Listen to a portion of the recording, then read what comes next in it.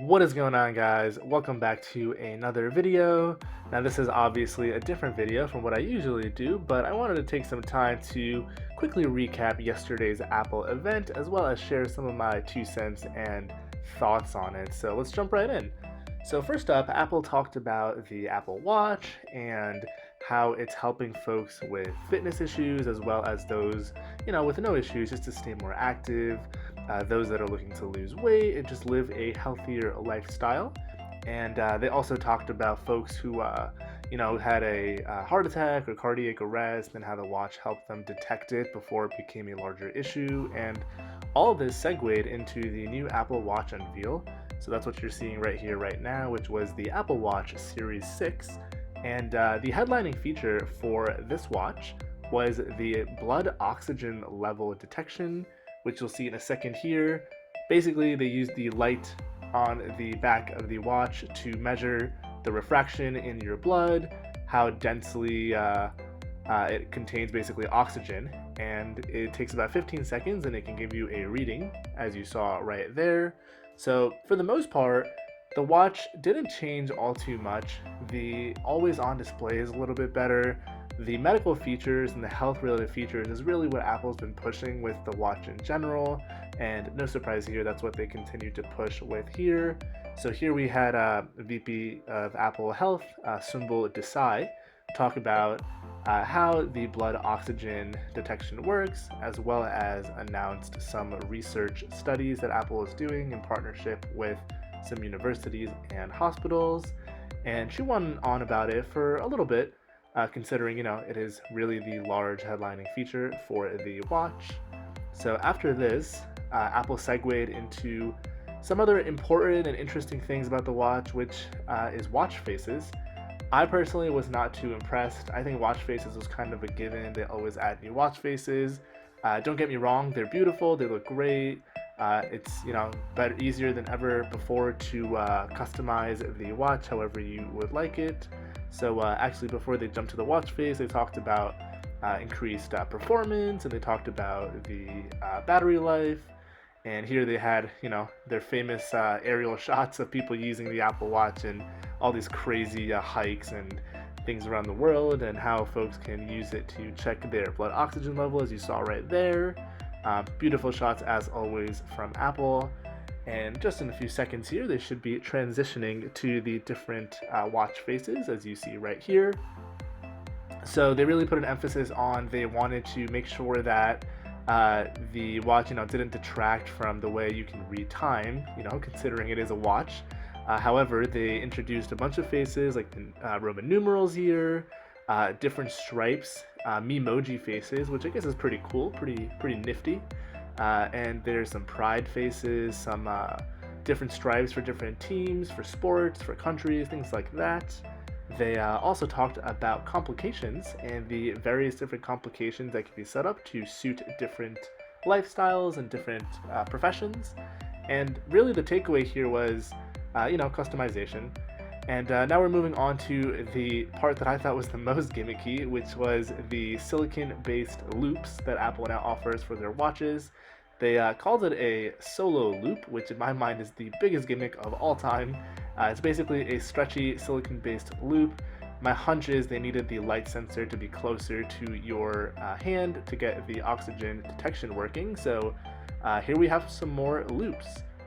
So after that, we're transitioning to a big part of the keynote, which is fitness related.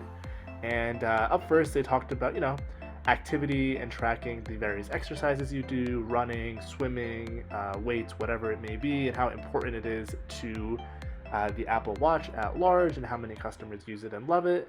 And all of this was a segue to Apple Fitness Plus, which they're talking about right here. I sped it up just so we can go through a lot of it very fast. So basically, Apple Fitness Plus is kind of gearing up to take on Peloton Digital, for those of you who are familiar with it. And there are curated classes, and it's important to note that it's not just Apple Watch related, but it'll be across all of the Apple devices, including your phone and iPad, as well as Apple TV.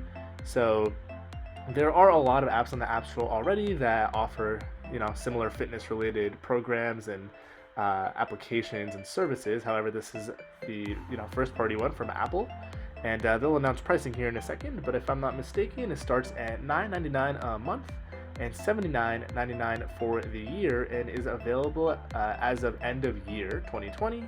So they here they're talking about the deep integration with the activity app and goals and competing with friends and family, and they really went all out with this, and this all kind of builds on top of how important health is to the Apple Watch, the brand, and to be quite frank, it's pretty good PR too. So that's Apple Fitness Plus, and here they're about to segue into the Apple One bundle. So here they've got more shots of the fitness app. They're going to talk about how actually it's integrated into activity, and they go on about this for quite a while, so bear with me here.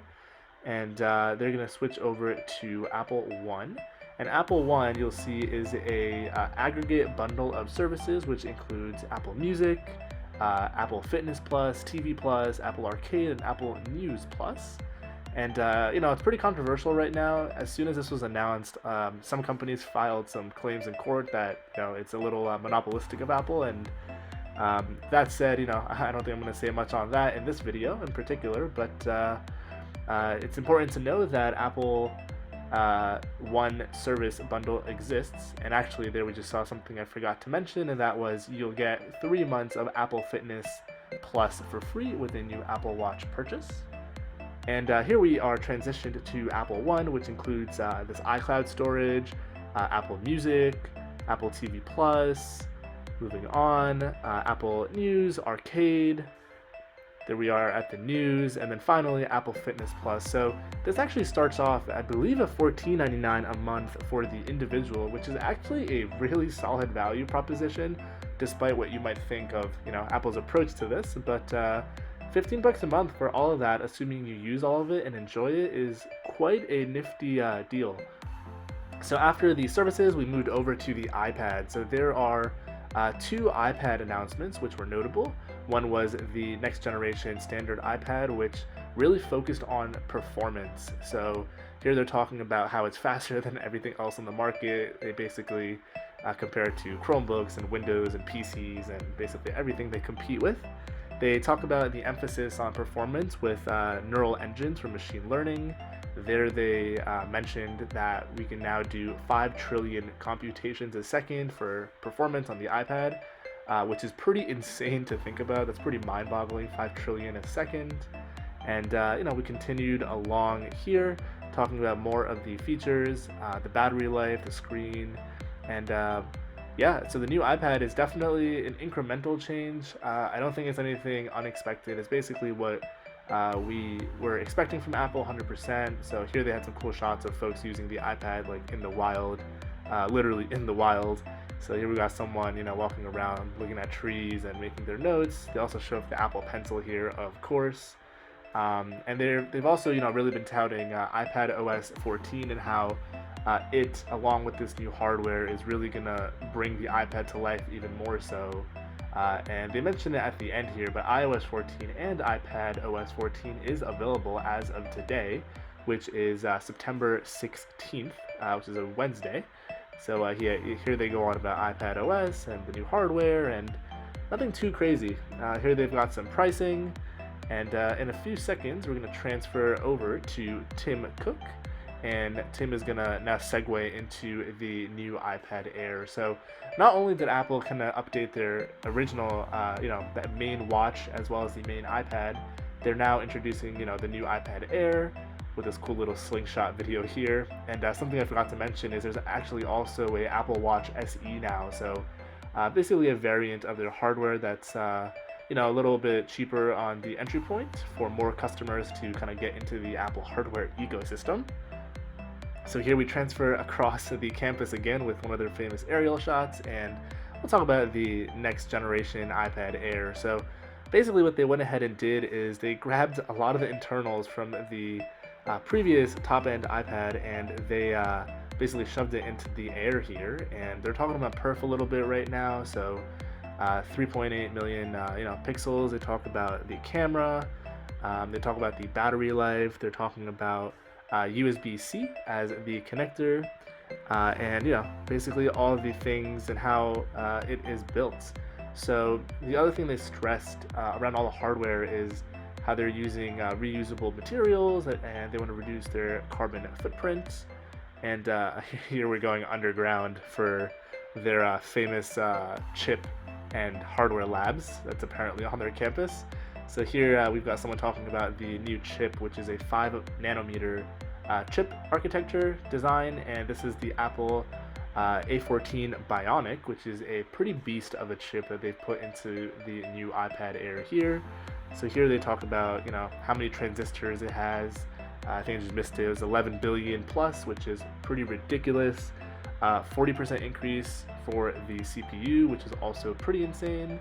Apple has really perfected their chip design over the years. A lot of news and chips, especially now that Apple is going to be transitioning to Apple Silicon, so they've definitely got a big emphasis on this. So with all this performance of the A14, in a second here, they're going to go over some of the crazy new apps that the new processor enables, mainly again around performance. So things like machine learning, things related to image enhancement and processing, anything you would basically expect. So here's some more A14 goodness that we're talking about here of all the specs, and I can't imagine Apple's lab actually looks like this, but here we are back above ground, and in a sec we're going to transition to folks who are going to demo their awesome iPad app. So here's an app that's talking about as a DJ you can use it to tune things. Here's some crazy games that are going to be debuted on this new iPad with better perf, and a whole host of things, including image editing, which we'll see in a second. And that's about it. That's the majority of the keynote. So thank you guys for watching, and I will catch you in the next video.